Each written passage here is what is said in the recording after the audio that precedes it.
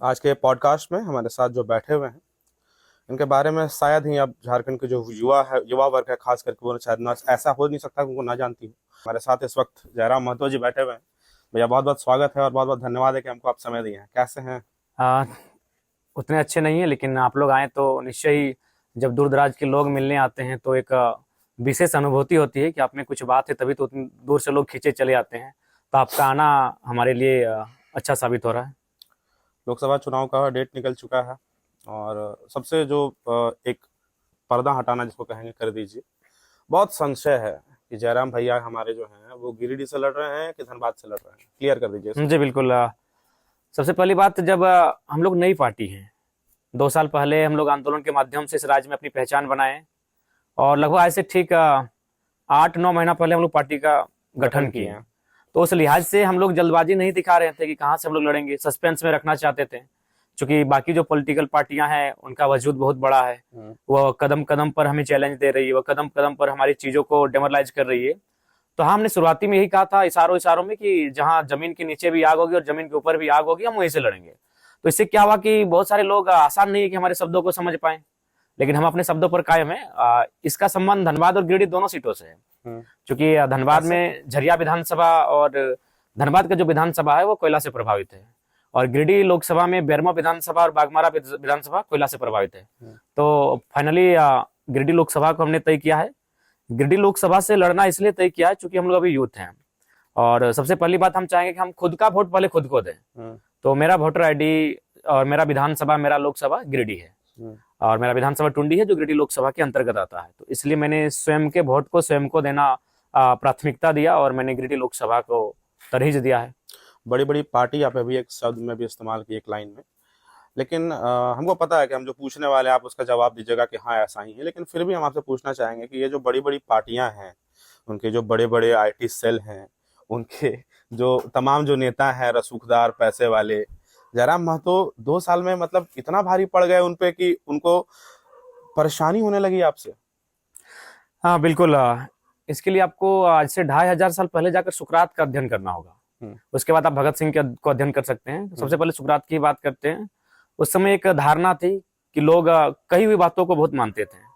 तो सुकरात नौजवानों के बीच जाने लगे और उन्होंने कहा कि कोई भी काम हो सब उस पर तर्क करो, उसको जानो, फिर उस पर काम करना आरंभ करो। तो इससे क्या था कि दिन प्रतिदिन नए सुकरात बन रहे थे और वहां की जो राजसत्ता थी, धर्म सत्ता थी, उसको चुनौती मिली और फाइनली उनको 20 का प्याला दिया गया और उन्हें मृत्यु दंड दिया गया। तो लोगों का ये डर होता है कि सच बोलने वाला, लोगों को अपने जैसा बनाने वाला अगर आ जाएगा इस भीड़ में तो दिक्कत होगी। ये अभी तक धारणा ये थी, क्योंकि वही हुआ, 5 उपचुनाव हुए। 5 उपचुनाव में कौन विधायक बने? जो उस परिवार के लोग। कोई मतलब नहीं है।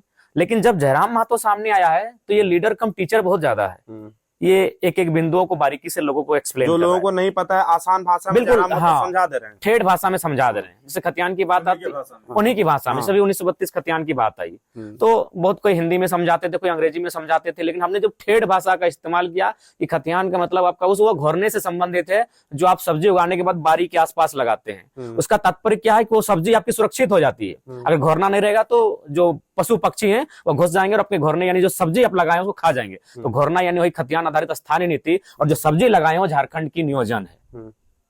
तो बहुत ठेठ भाषा में हमने समझाया, तो इसलिए लोगों को डर लगने लगा। और सबसे खास बात यह हुई कि लोग इस चीज को मान के चलते थे कि जिस दिन मेरा 20 साल का राजनीतिक करियर खत्म होगा, हम अपना बेटा को प्रोजेक्ट करेंगे, अपनी पुत्र वधू को प्रोजेक्ट करेंगे, अपने दामाद को प्रोजेक्ट करेंगे। और ये 5 उपचुनाव जो हमारे झारखंड में हुए, 5 उपचुनाव, उन 5 के 5 उपचुनाव में यही रिजल्ट हुआ। लेकिन अब क्या होगा कि अपना बेटा बेटी को प्रोजेक्ट करने में परहेज कर रहे हैं। राजा का बेटा राजा नहीं बनेगा। झारखंड में एक नौजवान ने सिस्टम को फिलहाल तो चैलेंज दिया है, बहुत अच्छा भविष्य में क्या होगा नहीं माने, तो इसलिए उनको डर है। आज मैं हर एक चीजों पर सवाल करने लगा हूं। माइंस एक्ट क्या है, कोल्स एक्ट क्या है, डिस्प्लेसमेंट एक्ट क्या है, एजुकेशन एक्ट क्या है, डोमिसाइल पॉलिसी क्या है, हमारे संविधान का शेड्यूल 9 राज्य के लिए किस प्रकार प्रभावी है, 5th शेड्यूल क्या है, 6th शेड्यूल क्या है, इन तमाम चीजों पर मैं ये तमाम चीजों को आप यहाँ के जो आम आदमी हैं, उनको उन्हीं के भाषा में समझाने लगे, जो कि और सब नेता नहीं समझा। नहीं, बिल्कुल नहीं। अब 23 सालों के झारखंड में कोई समझा नहीं पाया था। क्या लगता है, पहले ये जो वोट लेने का जो था वो पहले बिजनेस था एक तरफ से? हाँ बिल्कुल, पहले वोट लेने का तरीका क्या था, और अभी भी धारणा है, कहीं हम भी जाते हैं अगर नेता है तो यानी पैसा होगा। तो हम लोगों के बीच इस बात को भी रखते हैं कि आप इस धारणा को बदलिए। अगर आप इस धारणा के साथ चलेंगे तो एक नया लड़का जो राजनीति में आएगा, जो गरीब घराने से होगा, जो किसान का बेटा सामने आएगा, वो कैसे राजनेता बनेगा। तो इसलिए इस धारणा को लोग बदलने के लिए तैयार हैं। इसीलिए राजनेताओं को डर लगा है, और अभी तक गिरिडीह में स्टार्ट नहीं हो चुका है, कोई 40,000 50,000 कहीं के देना लोग आरंभ कर चुके हैं। आपका जो संबोधन होता है, आप जो भाषण देते हैं और जो आप बताते हैं लोगों को, ये जो आंखें खोलना है पब्लिक के, उसके अलावा एक और चीज फेमस है जो हमको पर्सनली काफी पसंद है, आपका स्कॉर्पियो के ऊपर चढ़ करके भाषण देना। तो ये जो यूएसपी है अपना मार्केटिंग खुद से करने का, ये आइडिया कैसे आया था कि स्कॉर्पियो के ऊपर चढ़कर भी उसको ये मंच बनाया जा सकता है? देखिए, एक्चुअली कुछ चीजें आपके जीवन में एकाएक घटित होती है और वो चीजें एक ट्रेडमार्क बन जाती है, ब्रांड बन जाती है। एक्चुअली इस दिन मेरी तबीयत बहुत खराब थी, और चूंकि हम लोग के पास कोई स्टार्टिंग जो था उस समय स्टेज नहीं हुआ करता था, भीड़ होती थी भी बहुत। हाँ, उस समय भीड़ होती थी, 5,000 10,000 की भीड़ होती थी, लेकिन हमारे पास स्टेज नहीं होता था। हम लोग पहले रैली करते थे, उस रैली को किसी एक खेत में या फिर ग्राउंड में खड़ा करते थे और स्पीच शुरू करते थे। हाँ, तो वो क्या था, एक डीजे का सेटअप होता था। तो उस दिन क्या था कि डीजे का जो सेटअप था वो काफी हाइट था। तो हम ऐसे नजर उठा के देखे, बोला यार पॉसिबल नहीं, हम चक्कर मारेंगे गिर जाएंगे। तो फिर बोला कोई उपाय करते हैं, तो बोला स्कॉर्पियो को लेके आते हैं। तो फिर स्कॉर्पियो में चढ़े तो एक अलग व्यू बना, एक मार्केटिंग हुआ और बड़ा सूट किया। तो फिर उस दिन से मतलब हमारी पहचान ही बन गई। अगर कहीं स्टेज भी बनता था तो पब्लिक की डिमांड होती थी स्कॉर्पियो, तो फिर हम स्टेज से स्कॉर्पियो पे कूदते थे। आ गया, और ये चीज लोगों को बहुत मतलब यूनिक लगने लगा। और महाराष्ट्र में मैंने यही किया। हाँ। महाराष्ट्र जबकि वो तो अदर स्टेट था, कोई फिल्म सिटी था, यानी वहां तो एक नौजवान अगर पहली बात अगर सभा के लिए जाता तो सबसे पहले उसका ड्रेसअप प्रोफेशनल होता। और वहां जो हमारे बाउंसर भी मिले थे, बाकायदा उन्होंने भी आश्चर्य लगाया कि जब हमें बाउंसर के लिए बोला गया था कि आज एक लड़का आ रहा है, लीडर आ रहा है, उसका आपको बाउंसर बनना है, दिन भर उसके बॉडीगार्ड बन के रहना है, और काफी हट्टे कट्टे लंबे चौड़े थे। तो बोला यार, जब सामने से शकल देखे ना तो मजाक लगा कि यार इसका बाउंसर हमको बनाना, इसका बॉडीगार्ड बनना है। लेकिन जब माँ कसम आपका स्पीच सुने तो दिल से सैल्यूट करते हैं, महाराष्ट्र की मिट्टी से आपको सैल्यूट करते हैं कि झारखंड में कोई ऐसा बेटा है जो इस प्रकार की बातों और विचारों को रखता हो। एक मेरा पर्सनल और सवाल है आपसे, जो कि हम चाहेंगे कि आज मौका मिला तो आपसे पूछ भी लें।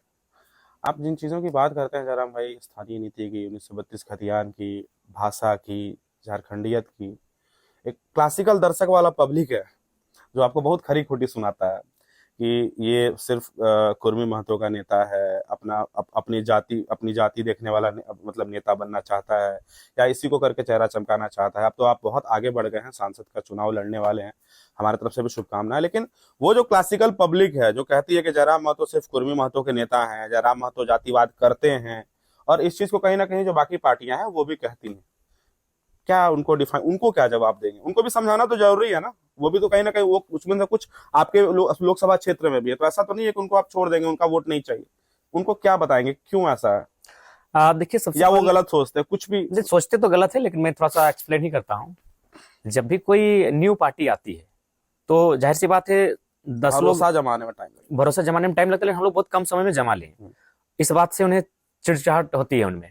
सबसे पहली बात देखिए, जातिवाद जैसी कोई बात नहीं है। अपनी जाति पे गर्व करना जातिवाद नहीं है, दूसरी जाति के खिलाफ जहर उगलना जातिवाद है। तो आज तक हमारे किसी भी भाषण में देखिए ना हमने कभी व्यक्तिगत अपनी जाति का पहचान भी दिया, हमने झारखंडियत की बात कही है, उसमें सबको इंक्लूड है, एसटी वर्ग हो, एससी वर्ग हो, हमारा वर्ग हो, अल्पसंख्यक हो, जनरल वर्ग हो, सभी इंक्लूड हैं। तो मेरे कहने का मतलब है, जब ये आंदोलन स्टार्ट हुआ तो धनबाद और बोकारो था। देखिए, सबसे पहली बात आपको चीजों को जानना होगा। आंदोलन, जैसे ही आंदोलन शब्द आता है इसका मतलब है कि आंदोलन वही लोग करते हैं जो शोषित, पीड़ित, वंचित होते हैं। अगर आप धनबाद और बोकारो की पृष्ठभूमि में जाएंगे तो निसंदेह शोषित वंचित बहुत सारे लोग हैं, लेकिन मैक्सिमम जो है वो कुर्मी कम्युनिटी आती है, क्योंकि उनका मैक्सिमम जमीन जो भी उद्योग हैं, कल कारखाने हैं, माइंस का एरिया है, वहां गया है। दैट मीन्स वो शोषित बहुत ज्यादा है। तो जब जो शोषित होता है पहली आवाज वहां से आती है, और इतिहास रहा है, चाहे आप निर्मल महतो की बात करें तो एक आवाज आई। लेकिन जब हम राजनीतिक दिशा में बढ़ेंगे, जब हम झारखंड के लिए बढ़ेंगे, तो जाहिर सी बात है सभी समुदाय के लोग आएंगे। जब स्टार्टिंग हुआ, अगर झारखंड आंदोलन की भी आप बात करें तो पहले आदिवासियों का आंदोलन, फिर विनोद बिहारी महतो की एंट्री हुई तो मांझी महतो का आंदोलन, फिर और लोगों की एंट्री हुई तो बोला हाँ ये झारखंड का आंदोलन है। आधे तो लोग तो भैया जानते भी नहीं होंगे कि लोग हैं कौन, जो आपको कमेंट कर देते हैं नीचे कि ये जाति वाला नेता। वो नहीं, ऐसा आधे नहीं है। आज अगर अब वर्तमान में ही अगर आप बात की जाए तो मीडिया हाउस में इस बात का चर्चा हुआ कि फर्स्ट टाइम अगर एक पढ़ा लिखा लीडर आया है तो उसके जो पार्टी का विस्तार हुआ उसको देखिए, उसमें हर जाति को जगह मिला है, क्योंकि पढ़ा लिखा लड़का है, सामाजिक न्याय की बात करता है। सामाजिक न्याय के मतलब उस समाज में रहने वाले सभी कौम को मौका हाँ। मिलना। अभी अगर हमारी बात कीजिए तो चतरा से हमने बेसी वर्ग को टिकट दिया है, कोडरमा से हमने यादव वर्ग को टिकट दिया है, हजारीबाग से हमने कोयरी कुशवाहा को टिकट दिया है, आप हमने सिंहभूम में हो समाज जो आदिवासी है उनको टिकट दिया है। और अगर ऑफिशियली बात कहिएगा तो अभी तक हमने कोई कुर्मी का अनाउंसमेंट नहीं किया है। जो लोग हमें जाति महतो का नेता बताते हैं, तो अगर ऑफिशियली बात कही जाए तो अभी तक ऑफिशियली एक भी महतो लीडर का अनाउंसमेंट नहीं हुआ है लोकसभा के लिए। अभी तक हमारे जो 4-5 लीडरों की घोषणा हुई है वो चारों अन्य कास्ट से हैं। तो ये चीजें केवल एक भ्रम फैलाया जाता है। उसके बाद हमारी एक लड़ाई हुई, उस लड़ाई के परिणाम स्वरूप आज लगभग हम लोग 13 करोड़ 2,50,000 रुपये मुआवजा दिलाए। 13 करोड़ मायने है, बहुत मायने रखता है। मात्र 6 महीना में 13 लाख नहीं 13 करोड़ रुपए, सभी घटनाओं को मिलाकर, सभी घटनाओं को मिला करके 13 करोड़ रुपए मायने हैं। अगर उसमें हम ब्रीफली डिस्कस करें तो कुछ दिन पहले वो भूमि समाज के थे, कल ही हमने एक मुआवजा आंदोलन का लड़ा, वो अल्पसंख्यक थे। तो ये केवल एक भ्रम है। जो भी जिनको भी हमारी जरूरत पड़ती है हम लोग बिल्कुल उनके सपोर्ट में आके खड़े होते हैं और उनके हक और न्याय की लड़ाई लड़ते हैं।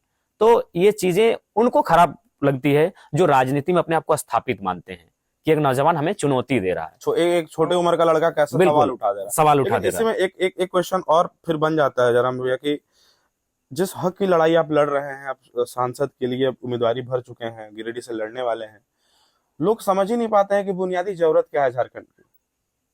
आप बताएंगे? देखिए, झारखंड की अगर बात कही जाए तो सबसे बुनियादी जरूरत है रोजी रोटी की। आज अगर कोरोना के आंकड़ों को बात करें तो 12 लाख मजदूरों का रजिस्ट्रेशन हुआ था घर वापस आने के लिए। अगर उस आंकड़ों को हम लोग अनुमान माने तो लगभग 16 लाख से 18 लाख हमारे झारखंड के मिट्टी के जो बेटे हैं वो प्रदेशों में रहते हैं। देखिए, प्रदेश में रहते हैं उस बात की हमें तकलीफ नहीं है। अगर वह बेहतरी के तलाश में अगर प्रदेश गया है, यानी जो उसकी मिट्टी में नहीं मिल रहा है, अगर झारखंड में उसके अकॉर्डिंग, उसकी एबिलिटी के अकॉर्डिंग अगर काम नहीं मिल रहा है, वो पलायन करता है तो तकलीफ नहीं है। लेकिन वह मजदूर बनने के लिए अगर पलायन कर रहा है झारखंड से तो तकलीफ नहीं, बहुत बड़ी तकलीफ है। वहां लोग हंसते हैं जब महाराष्ट्र में, गुजरात में लोग परिचय देते हैं कि हम झारखंड से, भी धनबाद बोकारो से। बहुत जगह है ना कि झारखंड स्टेट को नहीं जानते लेकिन धनबाद को जानते हैं, बोकारो को जानते हैं। कारण कोल कैपिटल, कारण स्टील, कारण बारूद। तो वे लोग हंसते हैं कि यार तुम धनबाद से आए हो, उसके बारे में किताबों में पढ़ते हैं, कोयला राजधानी है, वहां तो किसी चीज की कमी नहीं होनी चाहिए। स्टील कारखाना है, बारूद कारखाना है, गैस है, माइंस है, कितनी तमाम उद्योग की चीजें हैं, और तुम पलायन करके आए हो, तो वहां पीड़ा देती है। तो इसीलिए जो झारखंड का जो मुद्दा है आज, वो धर्म आस्था से ऊपर जो रोजी और रोटी का, इस पेट की आग जो है, वो सबसे बड़ा मुद्दा है। लेकिन उस पर झारखंड के लोग भी फ्री खा के, बुरा नहीं मानिएगा, हम लोग को भी घर में मिलता है, कुछ लोग शायद श्रोताओं को बुरा लगेगा, लेकिन मेरा मानना है कि ये 5 किलो के फ्री का राशन कहीं ना कहीं लोगों को थोड़ा सा कमजोर कर रहा है, उनको मानसिक रूप से कमजोर कर रहा है। हालांकि वर्तमान में नई चीजों को समझ रहे हैं, लेकिन आज से 10-15 साल बाद इन चीजों को समझेंगे। तो इस लिहाज से लोग समझ नहीं पा रहे कि हमारी लड़ाई क्या होना चाहिए, वोट जो चुनाव आएंगे उस पर हमारी डिमांड्स क्या होने चाहिए, नहीं समझ पा रहे हैं। बताइए, झारखंड का अगर परिचय दिया जाता है तो झारखंड का परिचय दिया जाता है खुदकट्टी जमीन से, भूहरी जमीन से, कोड़कर जमीन से। हम लोग इधर काढ़ा बोलते हैं, यानी पहाड़ों को काटकर हम लोगों ने खेत बनाया है। तो पहाड़ों को काटना, समझ रहे कितना मेहनती लोग हैं हम लोग। एक गांव, ये जिस गांव में बैठे हैं, देखिए चारों तरफ पहाड़ है, हमने देखा था, चारों तरफ है। दैट मीन्स हमने काढ़ा किया, यानी हमारे जो बाप दादा या फिर उनके जो पूर्वज हैं, आज से 200, 250, 300, 400, 500 साल पहले जब भी होगा, यानी अपने हाथों से गैता लेकर, कुदाल लेकर, सब्बल लेकर, या जो भी हथियार थे, इनको हमने खेत बनाया है। कई मांझी थे हमारे यहाँ, जी बिल्कुल। और आज कई दशरथ मांझी जैसे कई मांझी थे, लेकिन वो गुमनाम हो गए इतिहास में। तो आज उनके बच्चे 5 किलो के चावल पे डिपेंड कर रहे हैं। तो ये चीजें हैं, हमें समझने नहीं दे रही है कि हमारी मूलभूत जो मुद्दे हैं, हमारा जो वोट का आधार होगा वो क्या होगा, ये चीजें हमें समझने। इसके पीछे का एक सबसे बड़ा कारण जयराम भैया ये लगता है हमको कि राजनीतिक स्थिरता कभी नहीं रही हमारे यहाँ पर। एक बार रही, हाथी उड़ता चला गया, हमको हालांकि नहीं बोलना चाहिए एज ए होस्ट, लेकिन हम फिर भी बोल रहे हैं क्योंकि हम भी झारखंड के हैं। राजनीतिक स्थिरता अगर हमारे यहाँ पर रहती तो सबसे बड़ा फायदा क्या होता? देखिए, अगर राजनीतिक स्थिरता यहाँ रहती तो सबसे बड़ा फायदा होता है यहाँ की लोकल्स को, और ये होना चाहिए। अगर आप भारत देश में से बहुत कोई कहते हैं नहीं, भारत एक संवैधानिक देश है, नो डाउट संवैधानिक देश है, और संविधान हमें हर एक प्रदेश के लोग, हमारे जो बंधुत्व हैं, बंधु बांधव हैं, उनका सम्मान होना चाहिए, उन्हें इस राज्य में रोजी रोजगार का अवसर मिलना चाहिए, हमें भी अन्य राज्यों में रोजी रोजगार का अवसर मिलना चाहिए। लेकिन जो राज्य की जो सुविधा है वह उस राज्य के मूल निवासी को ही मिलता है। आप 371 ABCDEFI तो जे तक पढ़िए, वहाँ मणिपुर है, मिजोरम है, नागालैंड है, आपका तेलंगाना है, उन तमाम स्टेट्स हैं, उनको विशेष राज्य का प्रावधान दिया गया है। आप अगर 371A की बात करेंगे तो वहां तो स्पष्ट है कि नागाओं को जो कानून बनेगा वो प्रधानमंत्री भी निर्णय नहीं ले सकते हैं, विधानसभा से परमिशन लेना होगा। दैट मीन्स उस राज्य दोनों सभाओं में पारित करना पड़ता है। आप कर दिए उसका उससे कोई मतलब नहीं, हमारे यहाँ भी एक सभा है, यहाँ से भी होकर जाएगा तभी हम लोग मानेंगे। तभी हम मानेंगे। बिल्कुल बिल्कुल। अभी लद्दाख देखिए, आज सबसे आमिर खान को लोग रील को जानते हैं, लेकिन यही है कि झारखंड और भारत के जो मतलब लोग हैं वो रियलिटी को नहीं जानते हैं, ये फिल्म को रियलिटी मानते हैं। तो आज आमिर खान का जो सोनम वांगचुक उस कैरेक्टर को उन्होंने फिल्म में निभाया है। आज वो फिल्म भारत देश में मील का पत्थर साबित हुई, लेकिन जिस कैरेक्टर को उन्होंने रियल में है, उस कैरेक्टर के बारे में आज कोई नहीं जान रहा है। वो कैरेक्टर आज आंदोलन कर रहा है, 20 दिन से ऊपर से वो भूखे प्यासे आंदोलन कर रहा है। तो बस झारखंड के भी, अगर झारखंड को समझना है तो लद्दाख को भी समझ लीजिए। वे लोग क्या चाहते हैं कि भाई वहां 6 शेड्यूल लागू हो, कि बाकी जो लोग हैं, यहाँ तक कि प्रधानमंत्री भी बिना उनके परमिशन से वहां की जो जमीनों को लेने के लिए कोई कानून ना बना पाए। लेकिन अगर झारखंड में भी देखिए यही है, माइंस है, कोयला है, अभ्रक है, ब्रोमाइट है, न जाने यूरेनियम है, तरह तरह के मिनरल्स हैं। तो ये चीजें झारखंड में भी होना चाहिए, लेकिन नहीं होने के कारण, रूल्स नहीं होने के कारण, मिनरल्स का 23% भैया और कोयले का 40% है हमारे यहाँ से, 27% कोयला और 40% टोटल मिनरल्स। तो समझिए, और वो झारखंड आज जितने भी इंडेक्स है, हंगर इंडेक्स की बात करें, प्रोग्रेसिव इंडेक्स की बात करें, एजुकेशन इंडेक्स की बात करें, सब में हम लोग पीछे से हैं। किसी में 24 नंबर पर है, किसी में 22 में, किसी में 25 में है। तो ये हास्यास्पद है। तो ये फायदा होता इस राज्य के लोगों को, इनका मानसिक, शारीरिक, आर्थिक, सामाजिक विकास होता, जो कि नहीं हो पा रहा है। नहीं हो पाने के कारण यही है कि राजनीति हमारी स्थिर नहीं है, अस्थिर है। तो इसलिए मेरा मानना है कि एक स्थिर राजनीति आनी चाहिए इस प्रदेश में, तभी इस प्रदेश का कल्याण होगा। और नहीं तो फिर ये प्रदेश, मुझे लगता है आज धनबाद, बोकारो है, बाकी धीरे धीरे अन्य जो राज्य हमारे जिले हैं वह कहीं ना कहीं खंडहर बन जाएंगे। अभी 2 सवाल है, दोनों एक साथ कर देते हैं। अभी आप चुनाव लड़ने वाले हैं, जनता का कैसा रिस्पॉन्स है, खास करके जो साइलेंट वोटर है, महिलाएं, उन तक कैसे पहुंच रहे हैं? क्योंकि हम कंप्लीट कर लेना पहले, क्योंकि हमने इस चीज को ऑब्जर्व किया था। हमने सोचा था कि पूछना है आपसे कि जयराम भैया, जो मेन स्ट्रीम पब्लिक है जिनसे वोट लेना, उनको तो अप्रोच कर ले रहे होंगे, जो महिलाएं हैं, साइलेंट वोटर हैं, जिनसे आपकी मुलाकात बहुत कम होती होगी अमूमन, उनको कैसे अप्रोच कर रहे हैं? और जब जीतेंगे तो ये सारी चीजें जो हैं, जिससे 2 साल से आप जिस पर चिल्ला चिल्ला के लोगों को समझा रहे हैं कि समझो समझो समझो, इसको लागू कैसे करेंगे? जैसे रोजगार, उसका एक क्या प्लेटफॉर्म बनेगा, क्या तरीका होगा कि लोगों तक वो पहुंचे? स्थानीय नीति को कैसे लेकर के सदन में किन चीजों पर बात करना सबसे अहम रहेगा आपके लिए, और बाकी जो चीजें हैं? देखिए, सबसे पहले महिलाएं, जी बिल्कुल, महिलाएं चूंकि घर में होती हैं, आज भी घर का कामकाज देखती हैं, लिहाजा उनको अवसर नहीं मिलता है कि वो घर से बाहर जाएं। बहुत कम होता है, लेकिन ये इंटरनेट है जो घर तक हमें पहुंचा चुकी है। और जहां तक महिलाओं का विषय है, पुरुष हमारा वीडियो देखे या ना देखे, घर में रोटी बना रही है तो हमारा वीडियो खिड़की में लगा के उनका चल रहा है टेलीकास्ट। तो महिलाओं के लिए हमारा जो सबसे बुलंद आवाज रहा वो शराब को लेकर रहा, ये काफी प्रभावी रहा, क्योंकि हर एक घर की महिला शराब को लेकर प्रताड़ित है, चाहे वो अमीर घराना हो, गरीब घराना या गरीब घराना हो। तो इस चीजों को लोगों ने लाइक किया। पीछे से अभी मैसेज आ रहा है कि अगर जयराम को वोट नहीं देंगे तो किसको देंगे? वो पहला लड़का है जो मंच में शराबी को गाली दे देता है कि चलो निकलो यहाँ से, हम शराबी को देखना पसंद नहीं करते हैं। इतना हिम्मत किसी लीडर में आज तक नहीं देखे हैं, क्योंकि उसको सबका वोट चाहिए। लोग अपना पोर्टफोलियो देखते हैं, इलेक्शन के टाइम में तो बंटवा देते हैं शराब। और ये हम एकदम खुले मंचों में अगर मिले शराबी तो हम सीधे बोले आप यहाँ से निकलिए, नहीं तो गाड़ी में भर के ले जाएंगे, हमारे सामने ये नौटंकी मत कीजिएगा। तो ये महिलाओं में एक चर्चा का विषय है कि पहला लड़का है जो उनको अपने मंचों में डांट करता है वहां पे, यार ऐसे मत करो। बिल्कुल। तो ये चीजें उन पर, उनके दिलो दिमाग में बैठ चुकी हैं। तो महिलाएं, बहुत सारी चीजें हैं जो पॉजिटिव, और जो मुद्दा हम उठाते हैं, फाइनली उसको महिलाओं से कनेक्ट करते हैं। जैसे अगर हम विस्थापन को ही उठाएं, पलायन को उठाएं कि हमारे प्रवासी मजदूर हैं, तो उससे हम महिलाओं से एक सवाल करते हैं कि अभी होली, दिवाली, करम जो पर्व त्योहार आप मनाते हैं, आपके घर के बच्चे प्रदेश में होते हैं, इच्छा तो आपकी भी होती है कि वो घर में हो, तो घर में नहीं रहने के कारण क्या है? आर्थिक स्थिति। तो आर्थिक स्थिति को सुदृढ़ करने के लिए वो प्रदेश गए हैं। तो यदि हमारे ही राज्य में रोजगार का साधन होता, जो कि है लेकिन हमें दिया नहीं जा रहा है, तो उनकी हम ले नहीं पा रहे, या फिर हम मिल नहीं रहा है, या फिर पॉलिसियां उसका मन कारगर नहीं है हमारे पक्ष में, तो इन चीजों को भी समझती है। तो इसी में एक सवाल मेरा ये है कि जब आप जाते हैं तो शिक्षा को लेकर क्या बात करते हैं आप आम लोगों के बीच में? हाँ, शिक्षा को लेकर के कितना महत्व दिया जा रहा है अभी? आखिर अशिक्षित हैं तभी नहीं इस चीज की हो रहा है। देखिए, अशिक्षित आज के दौर में एक्चुअली नहीं हम एक चीज और इसमें ऐड करते हैं। एक्चुअली ये सारा सवाल जो है ना, हमको इसका आंसर पता है क्योंकि आपकी बाकी वीडियोज हमने देखी है, लेकिन हम चाहते हैं कि वो जो लिस्ट है ना, जो जरा महत्व लेकर के जा रहे हैं पब्लिक के पास कि हम ये काम करने वाले हैं, मैनिफेस्टो, लोग पूछ तो देंगे, कोई ना कोई तो पूछ देगा कि जीता तो देंगे बाबू, लेकिन जीतने के बाद इसके लिए करोगे क्या?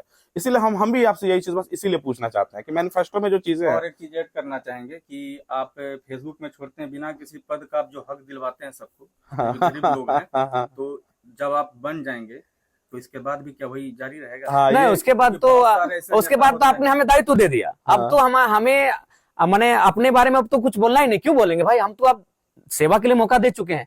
हम यहाँ इसलिए सीना ठोक के बोलते हैं कि हम कुछ नहीं यार आपके लिए कर रहे हैं। जब आप हमें बना दोगे तो वहां तो बोलने का बात ही नहीं बनेगा। वहां तो पता है ये सवाल ये आता है कि जब कोई बन जाते हैं, क्योंकि हम आपको, आप अगर कहेंगे और हम अगर इंसिस्ट करेंगे, हम आपको नाम लेके 10 विधायक और 5 सांसद गिनवा देंगे झारखंड में, जो बहुत ही तेजी से बूम हुए, अचानक से पद मिला, पब्लिक ने उन पर भरोसा जताया, लेकिन जब वो जीत गए ना भैया, उसके बाद से उनका जो पोर्टफोलियो जो हुआ है, तो बस इसीलिए एक संशय मन में रह जाता है। प्लीज इसको अपने ऊपर पर्सनली नहीं लेना। नहीं, पर्सनली बिल्कुल नहीं लेंगे। देखिए, देश आजाद हुआ इसे चलते आ रहा है, ये आप भी जानते हैं इस चीज को बखूबी। तो इसके बारे में देखिए, सबसे पहला बात है कि निसंदेह सबसे पहली जो शिकायत अभी हम वर्तमान में जो सांसद महोदय की शिकायत हो रही है, गांव तक ना आने की। नाम ले लिया जाए क्या? नहीं, छोड़ देते हैं अभी उनको तो भाषणों में बोलते ही हैं, अभी नाम नहीं लेते। माननीय सांसद महोदय जो वर्तमान में है, ठीक है, उनकी पहली शिकायत अभी हम लोग जहां से घूम कर वो नहीं जाते हैं। तो इसके लिए रीजन भी है कि देखिए, आयु एक फैक्टर होती है। आप क्या कहते हैं कि युवा भारत के नायक हैं, तो युवा अगर भारत के नायक हैं तो विधायक कब बनेंगे भाई? इसीलिए यही फैक्ट है कि आप मौका देते हैं जिनकी आयु 60 साल है, 70 साल है। तो देखिए, अब वो बीपी शुगर से बिल्कुल आप प्रकृति से बाहर नहीं जा सकते हैं। ये जनता को अब तय करना होगा। आप प्रकृति के नेचर का जो रूल है उससे बाहर नहीं जा सकते हैं। उनमें सुस्ती आएगी, गर्मी को 1 घंटा झेलेंगे तो 2 घंटा रेस्ट करेंगे। तो ये चीजें हमारे जो देखिए, उनका कसूर नहीं है। कभी कभी हमें लगता है कि 2200 बूथ है गिरिडीह लोकसभा में, 5 साल में 1825 दिन होता है। अगर एक दिन भी एक बूथ में जाएंगे तो पॉसिबिलिटी नहीं है, उनका 5 साल खत्म हो जाएगा। तो ऐसे में उनको एक एनर्जेटिक यूथ चाहिए। देखिए, मैं आज एक डिफाइन करना चाहूंगा, अगर आप मुखिया का चुनाव में आते हैं, अगर मुखिया देखना चाहते हैं तो 70 साल का आदमी चलेगा। एक पंचायत है 5 गांव में 5 साल में घूम लेगा। हाँ, वो घूम लेगा। आप अगर 60-70 साल की उम्र में अगर मुखिया चुनते हैं तो कोई दिक्कत नहीं है। अगर आप फिर विधायक चुनते हैं तो थोड़ा सा उम्र को कम कर दीजिए, यानी 50 to 60 के बीच आप विधायक चुनिए। लेकिन जब अगर सांसद चुनते हैं तो कोशिश कीजिए 30 to 45, 50 तक ही चुनिए, एनर्जेटिक। 5 साल नहीं जा पाएगा, नहीं तो किसी भी हाल में 2000 से बहुत कम किसी भी लोकसभा में नहीं है। इसीलिए मतदाताओं को मैं स्पष्ट संदेश देना चाहूंगा, आपकी अगर शिकायत है कि सांसद नहीं पहुंचते आपके गांव, तो इस शिकायत के जिम्मेवार आप खुद हैं, क्योंकि आप 70 साल के व्यक्ति को सांसद चुने हैं, आप 60 साल के व्यक्ति को सांसद चुने हैं, जो थक जाते हैं, जो धूप गर्मी को बर्दाश्त नहीं कर पाते हैं, जो बीमारी से त्रस्त हैं, ग्रस्त हैं। अब मैं अपना ही उदाहरण देता हूं। उस दिन कार्यक्रम में चलते चलते हमको पानी चढ़ा। पानी चढ़ने के बाद हम आधा घंटा बाद बोले हम सभा करेंगे, और 4 सभा की। तो भैया 29 साल का नौजवान है, इसीलिए तो अगर हमें आप सांसद में मौका दोगे तो ये जो आपका शिकायत है कि सांसद गांव नहीं आता है, हम लोग वचन देते हैं कि आप बोल रहे सांसद आज फहरा ही लो। हम बोलते हैं आपका गांव हम लोग 3 बार रिपीट करेंगे। तो उसके लिए देखिए, प्रकृति के नियमों का आपको अनुपालन करना होगा। और मुखिया चुनिए 70 साल का, विधायक चुनिए 50 से 55 का, लेकिन सांसद चुनिए 35, 40, 45 का चुनिए, तभी वह 2000 बूथ का भ्रमण 5 सालों में कर पाएगा। अभी आप एक जिक्र किए कि हम एक दिन में 4 सभा करते हैं, ठीक है। ये 4 सभा जो करते हैं, ये टेंट और ये बाजा का फंडिंग कहाँ से आता है? ये बहुत ज्यादा उठने वाला सवाल है। सब ये शुरू से ही उठ रहा है। इसके लिए जो कहीं कोई अलग से काला कमाई तो नहीं चल रहा है। जनता का प्रेम है। देखिए मैं आपको एक सबसे परफेक्ट उदाहरण देता हूँ, ये घर, ये इस घर को देखिए, मोटा मोटी ठीक ठाक घर है, लेकिन ये घर मेरा नहीं है, ये घर हमारे भाई कहिए, दोस्त कहिए, साथी कहिए, उनका है। चलिए इसमें एक सवाल और जोड़ेंगे। जी। चलिए इनका है, कल दिन आप नेता बन जाते हैं, ठीक है, जीत जाते हैं, तो क्या यही घर वाला कल दिन आपका फायदा उठाएंगे कि हम आपका साथ दिए? नहीं नहीं, बिल्कुल नहीं। ये जो लोग हैं वो निस्वार्थ भाव से हमें कोई भी चीज देते हैं तो बिना टर्म एंड कंडीशन में। आप 100% सत्य हैं कि जितने भी लोग हैं सब निस्वार्थ भाव से बिल्कुल, साथ में हैं। जितने लोग हैं, हमारा ऐसा पहला ही ऐसा हो जाता है पहला कि सर, लोग नहीं हमारा फायदा दे करके भी अपने नहीं नेता नहीं को ऐसा और नहीं। आगे जो लोग आते हैं, जो लोग फाइनेंशियली आते हैं, हाँ। मेरा पहला सवाल, जैसे कोई बोले कि नहीं बाबू हम कुछ मदद करना चाहते हैं, आर्थिक मदद, तो जाहिर सी बात हम लोग लेंगे ही। तो हम उससे पहला सवाल करते हैं कि टर्म एंड कंडीशन क्या है, हम मदद किस क्यों करना चाहते हैं? पहला सवाल, मदद क्यों करना चाहते हैं? बोला हाँ। नहीं, आप हमारे भविष्य के लिए काम कर रहे हैं। तो ये जब सवाल समाप्त होता है तभी हम उनका एक्सेप्ट करते हैं। अच्छा, पूछ ही लेते हैं। चलिए, आप अपने व्यक्तिगत जीवन में, मतलब ये कैमरा, ये पब्लिक, ये समर्थक हटा करके एक कमरे में बंद जयराम भैया कैसे व्यक्ति हैं? यही एग्रेसिव जो दिखते हैं स्कॉर्पियो के छत पर, या अभी जैसे हम लोग नॉर्मली एक बातचीत कर रहे हैं वैसे, या और सौम्य? तीनों में से कौन सी पर्सनालिटी है आपकी? देखिए कम्बिनेशन पर्सनैलिटी हमें कॉम्बो नहीं नहीं नहीं, डिप्लोमेटिक आंसर नहीं। आपको, आप खुद के बारे में तो आपको पता ही होगा। देखिए खुद के बारे में वो परिस्थितियां डिसाइड करती है। अगर मान के चलिए हम अकेले हैं, कोई ना हो हमारे साथ, तो जनरली हम थॉट्स क्रिएट करते हैं, और वो थॉट्स हमारा किसानों पर, मजदूरों पर, स्टूडेंट्स पर, मैंने साफ शब्दों में हमारा थॉट्स आता है कि दुनिया में अगर कोई व्यक्ति, अगर उसको नुकसान होता है, अगर उसकी असामयिक मृत्यु होती है किसी कारण में, तो प्राकृतिक आपदा हो, मानव के कारण ना हो, यानी एक मानव को मानव के द्वारा पीड़ा ना हो। प्रकृति हमें पीड़ा देती है, वो हमें सहन है, लेकिन मानव के कारण हमारी पीड़ा ना हो, तो उसके लिए सामाजिक न्याय होना चाहिए। यानी जो आर्थिक स्थिति है वह इस प्रकार वितरण हो कि अंतर ना हो, अमीर में अंतर ना हो, गरीब में अंतर ना हो। जो भगत सिंह क्या करते थे कि कोई व्यक्ति इतना अमीर नहीं होना चाहिए कि वह दूसरे व्यक्ति को खरीद ले, और कोई व्यक्ति इतना गरीब भी नहीं होना चाहिए कि उसे अपने आप को बेचना पड़े। और भारत देश में दोनों चीज हो रहा है। अमीर व्यक्ति अगर बहुत ज्यादा है तो बंधुआ मजदूर बना के रख रहा है, और जिसका हालात सही नहीं है वो अपने आप को कहीं भी 200, 400, 500 रुपए की मजदूरी में लगा देता है। जिस पीड़ा की आप बात कर रहे हैं, एक पीड़ा आपने भी 3-4 लोगों को दे दिया, एक एक करके बता देते हैं। मानसिक पीड़ा, श्रम मंत्री बेशरम है, 1 इंची को 1.5 इंची, और इसके अलावा कई सारी चीजें हैं। तो ये जो मानसिक पीड़ा जयराम भैया आप उनको दे रहे हैं, देखिए सबसे पहला बात है, एक और है, लेकिन ऑन कैमरा थोड़ा सा मर्यादा रखना होगा। बोका करके एक शब्द है, वो ठीक है, नहीं गया था। हमारे अभी तक के 2.5 साल के आंदोलन के दरमियान एक शब्द है जो बाय मिस्टेक हमारी जुबान से फिसला है। आपको बिल्कुल भी काउंटर नहीं कर रहे। नहीं काउंटर कीजिए, देखिए नहीं काउंटर कीजिए। हम लोग यूथ हैं, और हम लोग पंडित जवाहरलाल नेहरू के उस जब नाम भूल रहे हैं उस कवि का, जो उन्होंने उनके सामने एक कविता पढ़ी थी कि वतन बेचकर पंडित नेहरू फूले नहीं समाते हैं, फिर भी गांधी की समाधि पर शीश झुकाने जाते हैं। एक प्रधान नागार्जुन ने एक कविता पढ़ी थी, और पंडित नेहरू भारत देश के पावरफुल प्रधानमंत्रियों में से एक। आलोचना को सुना, तो हम लोग पढ़े लिखे नौजवान है, राजनीति करने आए, आलोचनाओं को सुनेंगे। अगर हमने गलती किया है तो हम सुनेंगे और सीखेंगे भी, ये हमारी खासियत है। तो हम सीखेंगे भी। हाँ, हमने एक शब्द कहा था बोका करके, वो मैंने खुद को कहा था कि हम नहीं बोका। हाँ, आपने खुद को कहा। बहुत लोग ये कह देते हैं कि उन्होंने ऑन कैमरा जो है किसी नेता को, नहीं हमने किसी को नहीं कहा। अगर वो उस क्लिप को भी आप डाल दीजिएगा, तो आपने खुद को मैंने खुद को वैसे थोड़े पढ़े लिखे। हाँ, हमने खुद को कहा, आपने खुद को। तो आज 2.5 साल के दरमियान लगभग मैंने 3000 स्पीच दिया है। हाँ। तो उसमें एक शब्द मेरा था जो मुझे भी लगा कि नहीं बोलना चाहिए। लेकिन दुनिया कितनी जालिम है, पूरा स्पीच भूल गई आपका, और वो याद रखिए, वो पूरा संघर्ष भूल गई कि वो कंपनी के लिए लड़े हैं, शराब को लेकर के बात कर रहे हैं, और केस भी लिए हैं 12 को, और हमारे नहीं करने से भी 1000 नौजवानों पर केस हुआ है जो बेल ले रहे हैं, अपना कोर्ट के चक्कर काट रहे हैं। उन चीजों को भी लोग भूल रहे हैं। हाँ, तो उनको जो ये जो चीजें निकल जाती हैं, तो लोग एक चीज कहते हैं कि जयराम दा हर चीज में ठीक है, लेकिन कुछ कुछ चीजों पर क्या ये पर्सनल हमला कहना सही होगा इस चीज को? नहीं, देखिए चूंकि उस समय हम लोग कहीं ना कहीं आंदोलनकारी थे, और आंदोलनकारी अग्रेसिव होते ही हैं, लेकिन जैसे ही पॉलिटिकल आए तो हम लोग भी अब चीजों को बैलेंस बना के चलेंगे।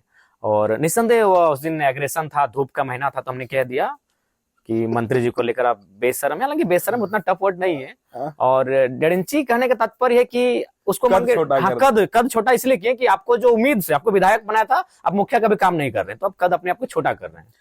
एक जो सबसे ज्यादा प्रभावित किया था एक चीज हमको, आप रामगढ़ में थे और 70 किलोमीटर, रामगढ़ नहीं, रामगढ़ तो 40 किलोमीटर और बगल में कोई मांडू। जगह, हाँ, वहां से 70 किलोमीटर पैदल चल करके आए थे। तो ये जो सदाबहार आइडिया आपके मन में आता है आंदोलन करने का, कि कुछ ऐसा करो जो तुरंत ट्रेंड हो जाए और फेमस हो जाए, कोई नहीं सोच सकता ना, 70 किलोमीटर की कल्पना नहीं कर सकता। अभी हाल फिलहाल में राहुल गांधी एक आए थे, कुछ किलोमीटर चले थे, और जो कि बहुत फेमस, हालांकि वो जो है वो एक नेशनल लेवल पे एक पार्टी को रिप्रेजेंट करते हैं।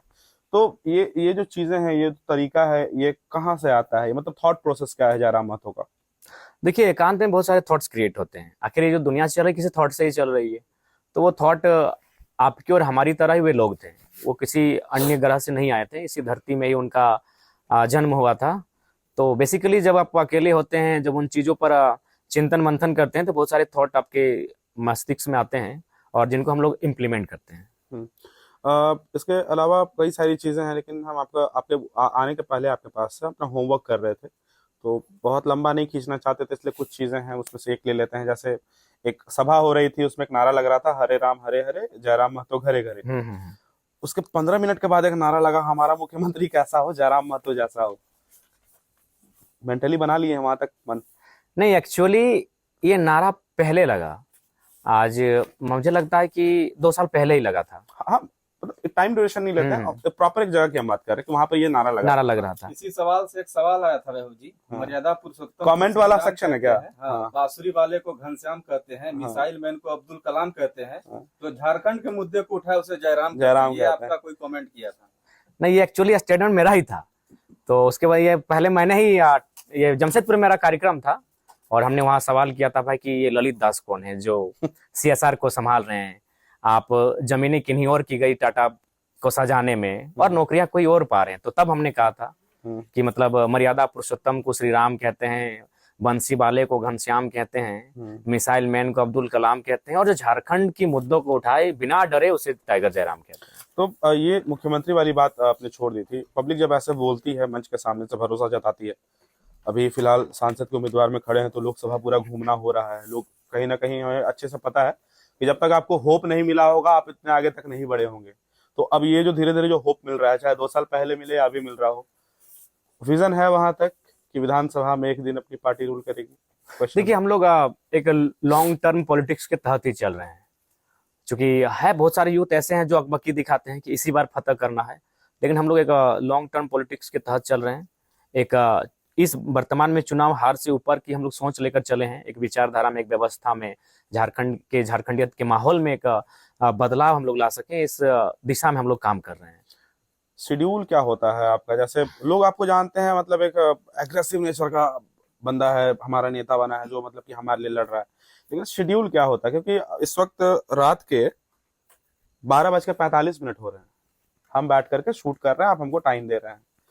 प्रॉपर एक कुछ शेड्यूल है कि ऐसे ही परेशान रहते हैं डेली? कोई ना कोई मीडिया हाउस या लोग आते होंगे, या आप यहाँ अगर हो सके पॉसिबल हो तो पीछे की भीड़ एक बार दिखा दीजिएगा कि अभी भी यहाँ पर 100 लोग तकरीबन बैठे हुए हैं और बैठ के हमें सुन रहे हैं।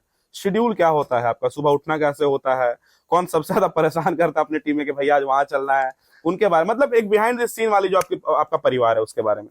देखिए, 2 साल पहले जो मेरा शेड्यूल था, एक आम नौजवान की तरह, एक आम स्पोर्ट्स पर्सन, एक आम स्टूडेंट की तरह था। सुबह 6 बजे तक, 7 बजे तक उठ जाना, सुबह एक बार ग्राउंड मॉर्निंग वॉक के लिए आ जाना, फिर अपना दिन का कार्य को करना, और फिर शाम को 2 घंटा फुटबॉल या क्रिकेट खेलने ग्राउंड पे आना, फिर रात को दोस्तों के साथ हल्की फुल्की कुछ किताबों को पढ़ना, दिन भर का टास्क करना और 10 बजे तक सो जाना।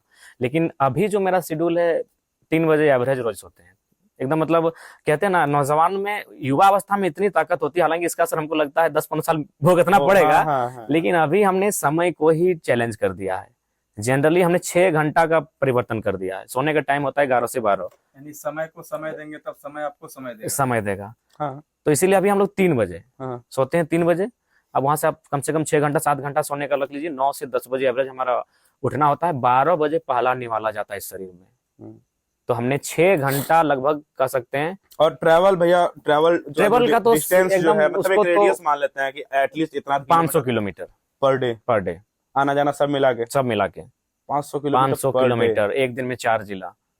हाँ, तो लोकसभा भी तो बड़ा है, बहुत बड़ा लोकसभा है। लोकसभा 3 जिला आते हैं हमारी लोकसभा। हाँ।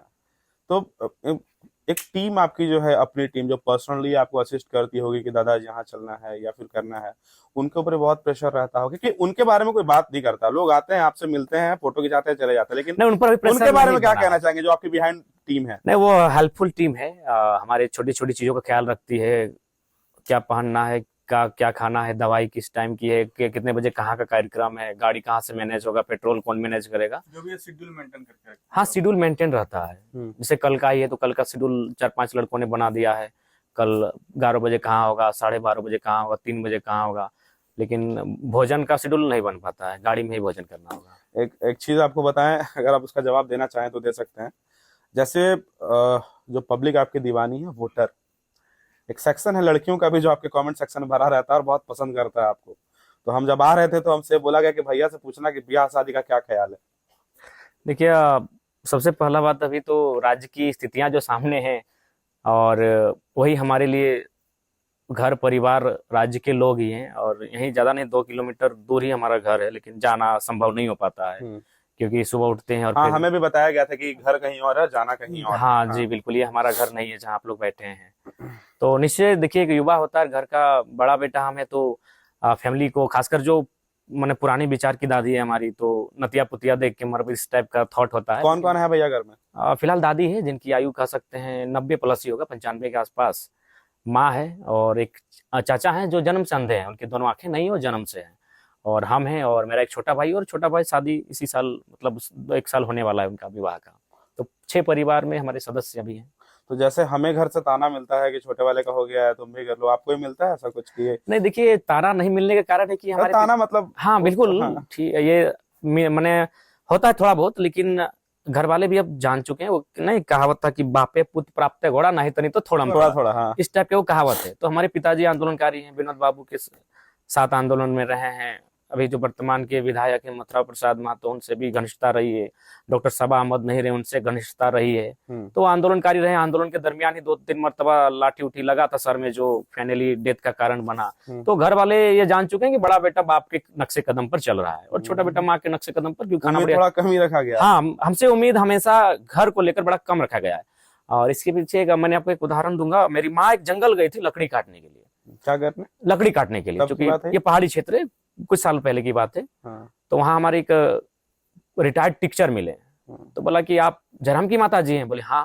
बोला आपका बेटा को इतना इतना लड़का लोग मानता है, चाहता है, अगर आप आवाज दीजिएगा तो ये जंगल उठ के आपका घर चला जाएगा। तो मेरी माँ ने बड़ा शानदार उत्तर दिया कि यही मेरा बेटा की खासियत है कि लोग अगर उसको पसंद करते हैं तो उन पसंद किए हुए लोगों से वो अपना काम नहीं करवाता है।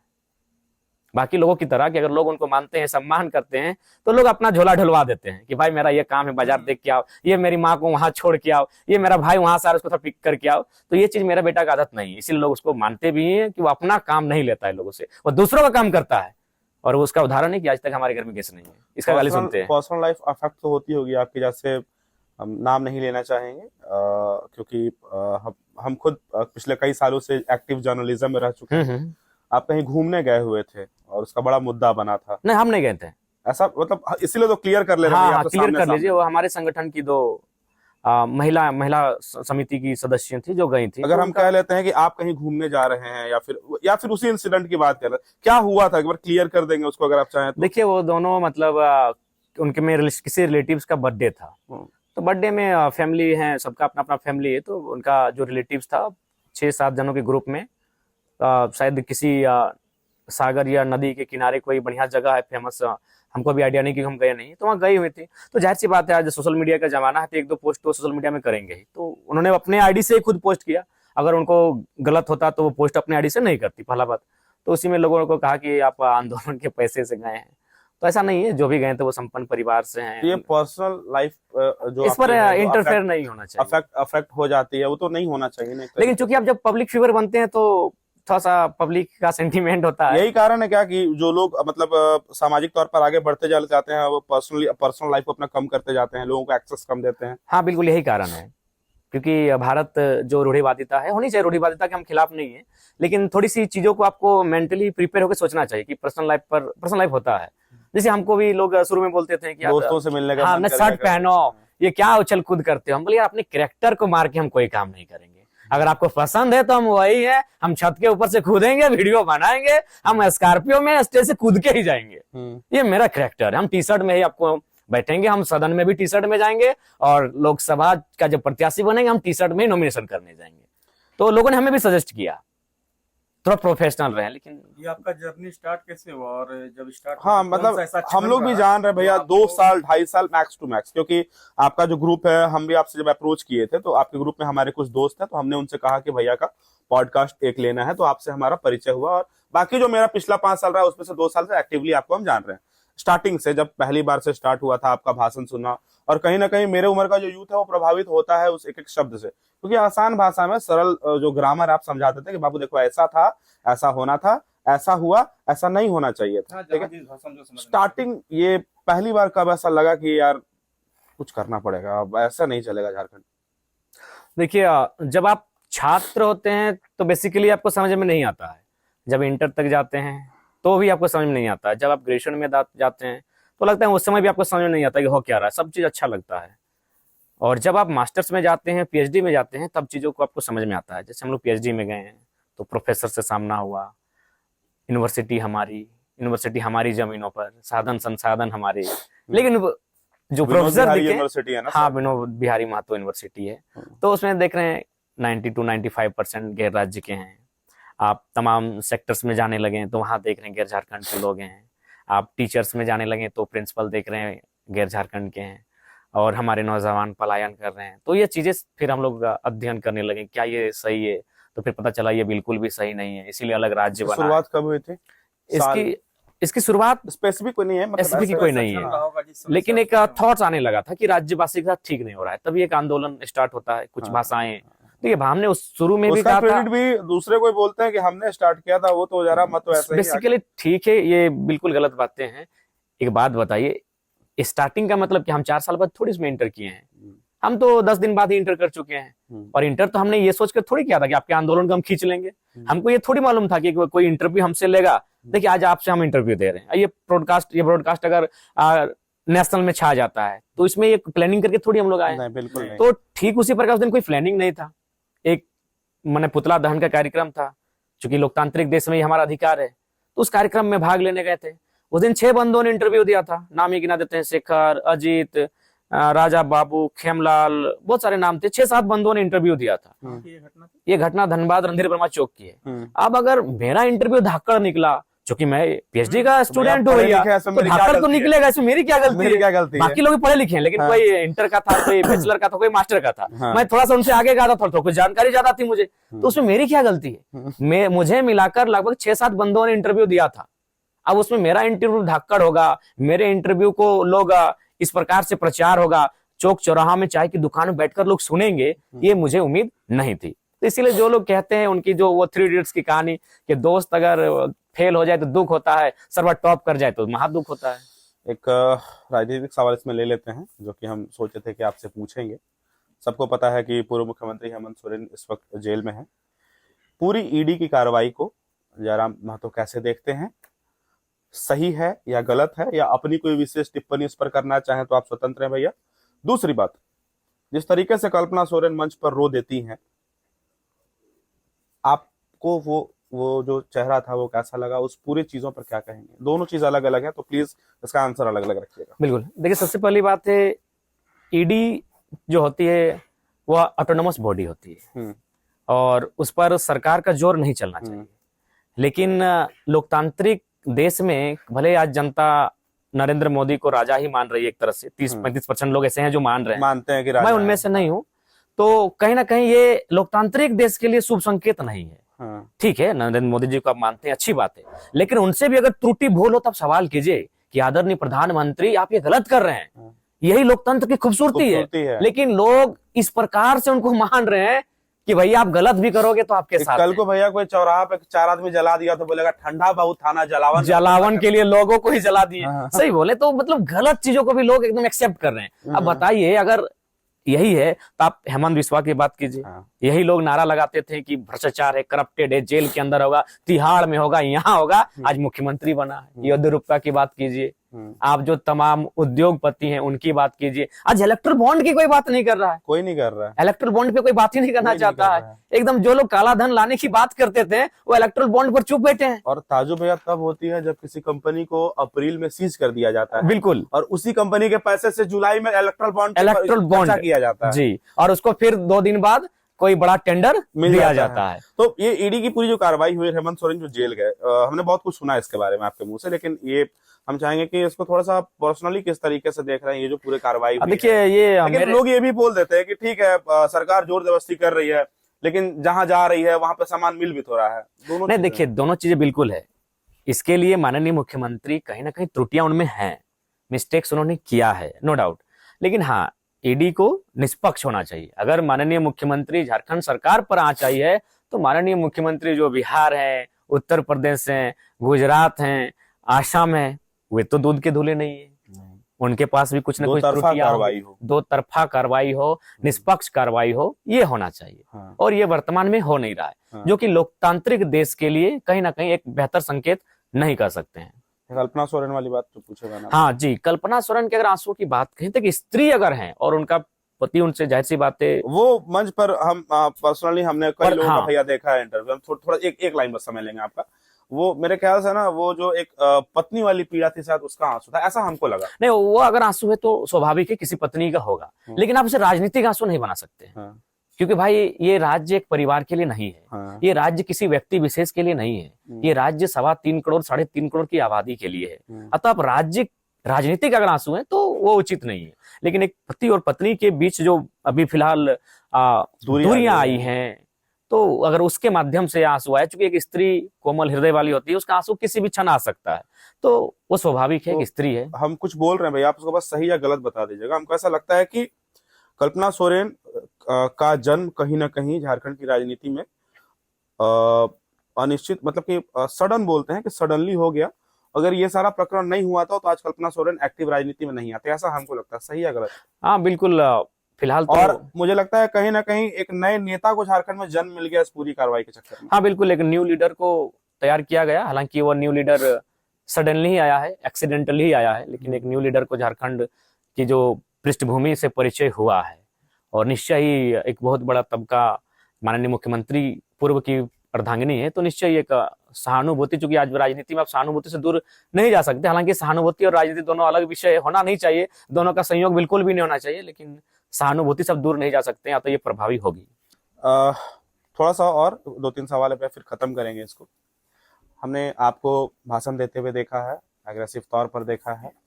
ये तमाम जो मुद्दे हैं, कोयला का, बॉक्साइट का, और आपके यहाँ पर जो जहां पर इस वक्त हम इस गांव में, इसका नाम क्या है इस गांव का? मानगो, जिस चौक से हम अभी अंदर आ रहे थे, तोपचाची वाले चौक से, तो ऐसा क्यों होता है कि ये जो जहां से हाईवे गुजर जाती है उसके अगल बगल चमक जाता है, और जैसे ही 5 किलोमीटर अंदर आएंगे तो लगता है कि यार झारखंड ठीक है, जल जंगल जमीन है, लेकिन जल जंगल जमीन में भी जो गांव बसे हुए वहां पर पानी, बिजली, हाथ कट जाए तो कम से कम सेलो टेप तो हो।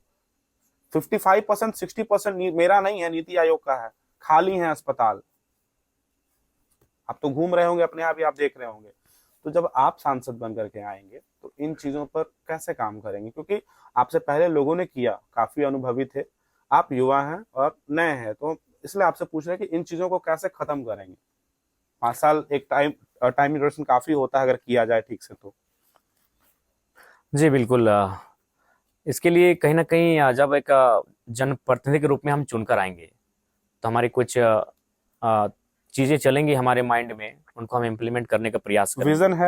विजन हम लोग लेके चले हैं और उन विजन के तहत हम लोग कार्य करेंगे। चाहे उस विजन का ब्लूप्रिंट उसका बना हुआ है? हाँ लगभग बन ही रहा है। देखिए हम लोग झारखंड चाहते हैं जहाँ किसी के पास सपनों का झारखंड, आपका सपनों का झारखंड। देखिए हमारे सपनों का झारखंड की अमीरी और गरीबी के बीच एक बड़ी खाई ना हो, एक बड़ा अंतर ना हो, एक एवरेज हो। क्योंकि जाहिर सी बात है जो लोग अमीर बनेंगे वो मेहनत से बनेंगे, हम मेहनत के, लेकिन इतना भी चांसेस नहीं मिलना चाहिए किसी को कि कोई एक दिन में 1000 कमाए, कोई एक दिन में 1 रुपया नहीं कमा पाए। अभी हमारे यहाँ एक समान बराबर, मतलब एक ऐसा एवरेज हो कि अंतर विशेष ना हो। अभी हमारे यहाँ एक विधायक जी का अनुमानित बताया गया था कि एक दिन में 1 करोड़ का कोयला वो निकाल के बेचते हैं। छोटे नाम अभी नहीं लेते हैं, वो प्रेस में भी आया था। तो जहाँ हम बैठे हैं थोड़ी दूर में हाँ, रहते थोड़ी हैं, दूर में थोड़े उनका रहते हैं। विधानसभा क्षेत्र पड़ता है, वो हमारे लोकसभा बाकी में हमने गांव बता दिया, समझ जाइएगा वो कौन। हमारे लोकसभा में भी आता है। तो हम थोड़ा सा चर्चा करते हैं उस पर हाँ। कि 1 करोड़ एक दिन में आप हो, हम हो, 10,000 रुपया अगर इनकम हो, मतलब 1,000 रुपया मानते हैं, एक दिन में अगर हमारा 1,000 रुपया इनकम होता है 30,000 महीना, तो 30,000 रुपया महीना, यानी एक सेटिस्फाइड लाइफ। सेटिस्फाइड। एक 10,000 हाँ, भी है भैया, 3 लाख है, बड़ा आदमी है, सेटिस्फाइड लाइफ है। आराम से अगर हम कमाते हैं तो एक सेटिस्फाइड लाइफ होगा कि 30,000 रुपया 40,000 रुपया महीना कमा लेते हैं।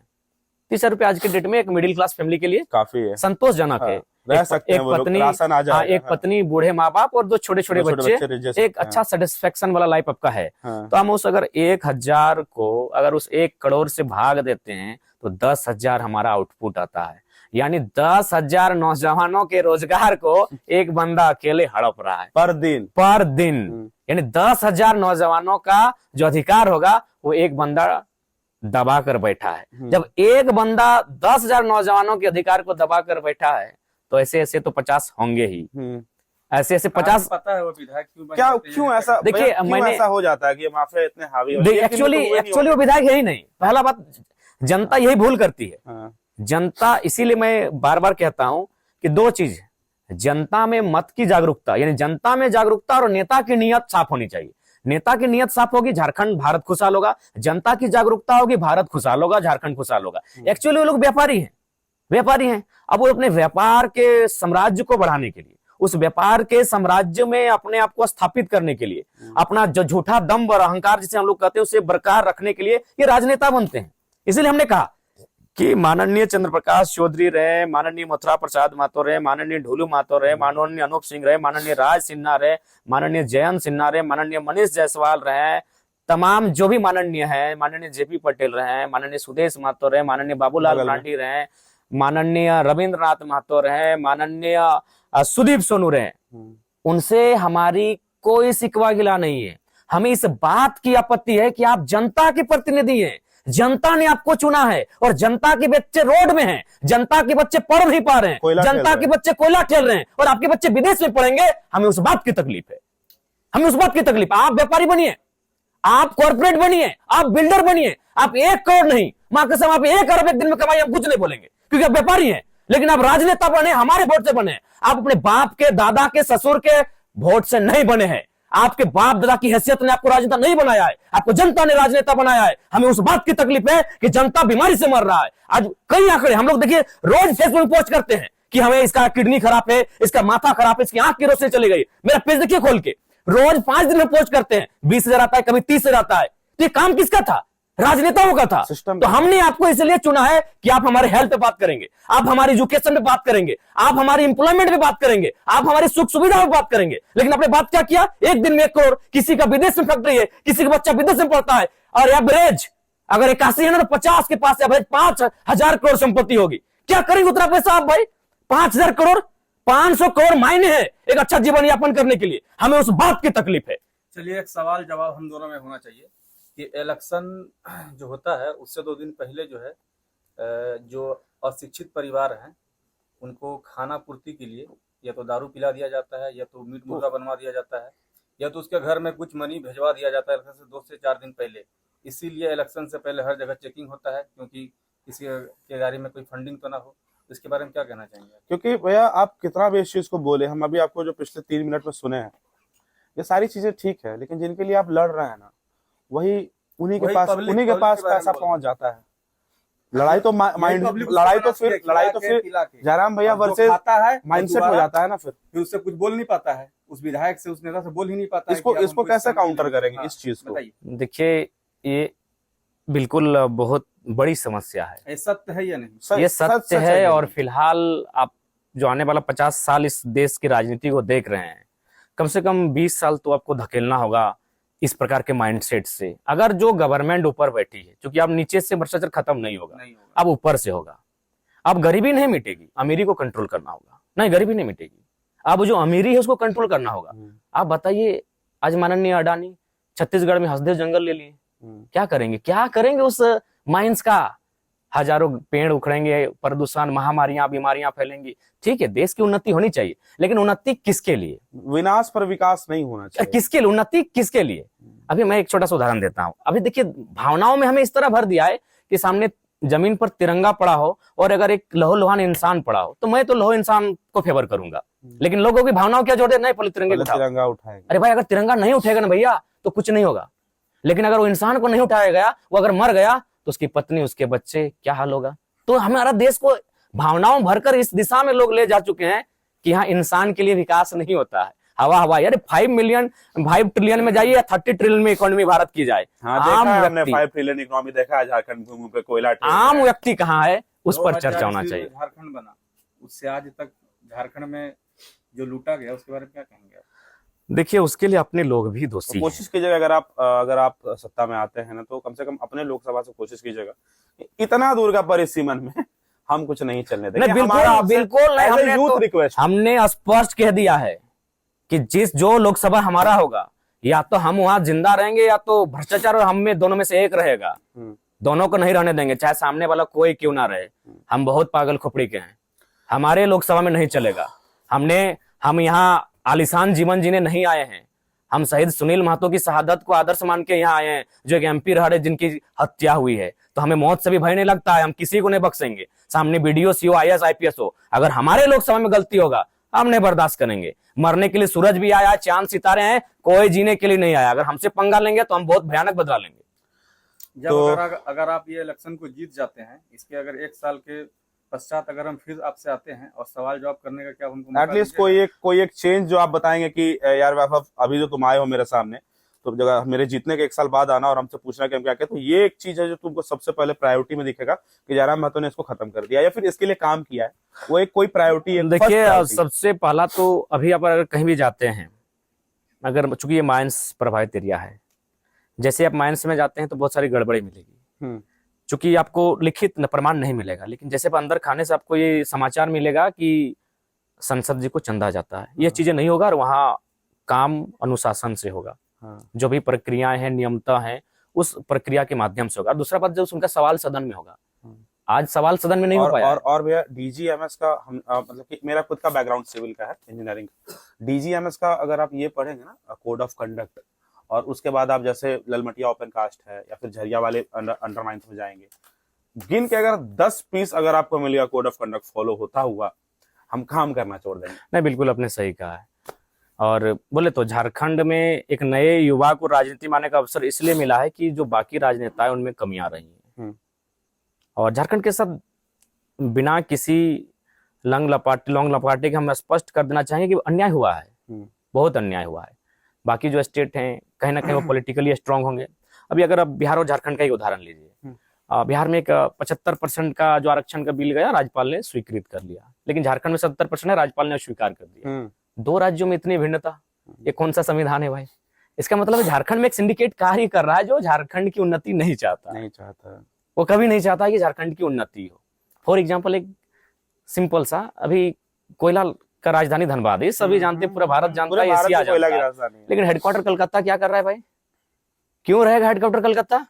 जब देश की राजधानी कलकत्ता से दिल्ली हो सकती है, तो अगर दिल्ली में हमारी एंट्री हुई गिरिडीह लोकसभा से, तो सदन में, गरिमामयी सदन में हमारा ये सवाल होगा कि देश की राजधानी कलकत्ता से दिल्ली हुई है, कोयला की जो हेडक्वार्टर है, कोल इंडिया का हेडक्वार्टर, वो कलकत्ता से बोकारो या धनबाद हो। इस बात पर हम पुरजोर प्रयास करेंगे। इस लाइन को काट करके हम सबसे आगे में लगाएंगे, ताकि थोड़ा सा और ज्यादा आपको फोन है। कैसा? ये सवाल का जवाब नहीं मिला जो हम बोले 1 साल। कौन सा? 1 साल। अच्छा, 1 साल के बाद जब आएंगे, ये वही तो बताया कि आएंगे तो वो कोयला जो सबसे पहला जो रोजगार का सेक्टर है, देखिए रोजगार, सबसे पहली बात है कि रोजगार फैक्ट्रियों में मिल रहा है। हमारे यहाँ बहुत सारी फैक्ट्रीज हैं, तो उनमें क्या होगा कि हम लोग जो भी मैनेजमेंट है, उनके जो चलाने वाले संचालक हैं, उनसे हम बैठेंगे, बातचीत करेंगे। हम लोग पढ़े लिखे नौजवान हैं, भले एग्रेसिव हो जाते हैं, गुस्सा आ जाता है, अंदर में एक नौजवान का पीड़ा है, लेकिन फाइनली हम लोग भी ह्यूमन बीइंग है। हम लोग प्रयास करेंगे कि भाई बेहतर बात हो। और चूंकि हमारा संबंध जब मेंबर ऑफ पार्लियामेंट रहेंगे, तो बेसिकली हमारी बातों से वो परहेज नहीं कर पाएंगे। उसके बाद देखिए, बहुत सारी जो चीजें हैं इस पृष्ठभूमि में अगर देखेंगे आप, रोजगार के सेक्टर में, ये पर्यटन के लिए बहुत सुंदर कार्य होगा। तो इस पर अगर हम लोग प्रयास करेंगे तो बेहतर स्थिति में अपने आप को पाएंगे। तो जब आप रोजगार पर हमसे सवाल करेंगे तो हम आपको बेहतर उत्तर उसमें देंगे। अंत में एक हम आपसे रिप्लाई आया था कि कमेंट सेक्शन, जयराम दादा लोकसभा जीत गए तो दिल्ली के संसद भवन में दहाड़ से गूंजेंगे और संसद भवन शांति से उन्हें सुनेगा। ये हम लोग इसलिए लेकर के आते हैं क्योंकि आपके पास इतना टाइम नहीं है कि आप बैठ के 1000 कमेंट पढ़े, तो कुछ एक चुनिंदा कमेंट हम चाहते हैं कि जो हमने नहीं, बिल्कुल, ये आया तो है। सत्य है। अगर हम बोलेंगे तो संसद को सुनना होगा, सुनना होगा। 40% खनिज देते हैं, तो उस नौजवान के डिस्कशन को सुनना होगा। अंत में हम चाहेंगे कि आप अपने तरफ से जो आपकी जो जनता है, जो आपके दर्शक हैं, जो आपके शुभचिंतक हैं और जो चाहते हैं कि आपके साथ बुरा से बुरा हो जाए, इन सबको मिला करके अगर कोई संदेश देना चाहें तो हम चाहेंगे कि आप अपने तरफ से दें। और सबसे पहला तो एक और चीज मेंशन है कि कोशिश कीजिएगा कि दोनों लोगों को हो, वहां से लेकर के यहाँ तक, जी, दिल्ली बिल्कुल। से लेकर के रांची तक, रांची से यहाँ तक, सबके लिए हो। देखिए, सबसे पहले तो हम आपकी टीम को ही एक बेहतर संदेश कि चलिए आप लोग अच्छा कार्य कर रहे हैं। आप लोग कहीं, क्योंकि आज के डेट में आप इंटरनेट से, सोशल साइट से हटके नहीं हो सकते हैं, आपका जीवन प्रभावित करता है। अगर एक दिन के लिए आपके पॉकेट में मोबाइल नहीं रहेगा तो लगेगा कि आप किसी यतीम खाने में आ चुके हैं। तो लिहाजा आप इतना कीमती समय लेकर यहाँ आए। उम्मीद करते हैं तोपचांची एक खूबसूरत जहाँ है, यहाँ अगर आप सुबह आते तो और बेहतर होता। तो खैर, आपका यहाँ स्वागत है, वेलकम है, और आपको हमारा यह स्थान बेहतर लगे। और जहाँ तक हमारा सवाल आपका जो रहा कि जनता को हमारा क्या संदेश होगा, उनसे यही कहेंगे कि एक साधारण सा युवा कहीं ना कहीं आज अपना सर्वस्व निछावर करके, अपने सुख दुख, अपने परिवार को निछावर करके इस राज्य की चिंता में और राज्यवासियों के हितार्थ के लिए जो कदम पहल हमने किया है, उसमें जनता का मत के रूप में आशीर्वाद मिले। क्योंकि मत में शक्ति होती है। आज शक्ति लाठी डंडा में नहीं है, आज शक्ति बंदूक तलवार तीर में नहीं है, आज शक्ति जनता की इस अंगुली में है, जिसको हम लोग मत कहते हैं, जो मतदान करते हैं। और उस मतदान को अगर हम लोग के पक्ष में करते हैं तो निस्संदेह उनकी आवाज, जिस प्रकार आज हम लोग सड़क में बने हैं और हम लोग सदन में और बेहतर तरीके से उनकी आवाज बनेंगे, इस बात का हम लोग विश्वास दिलाते हैं।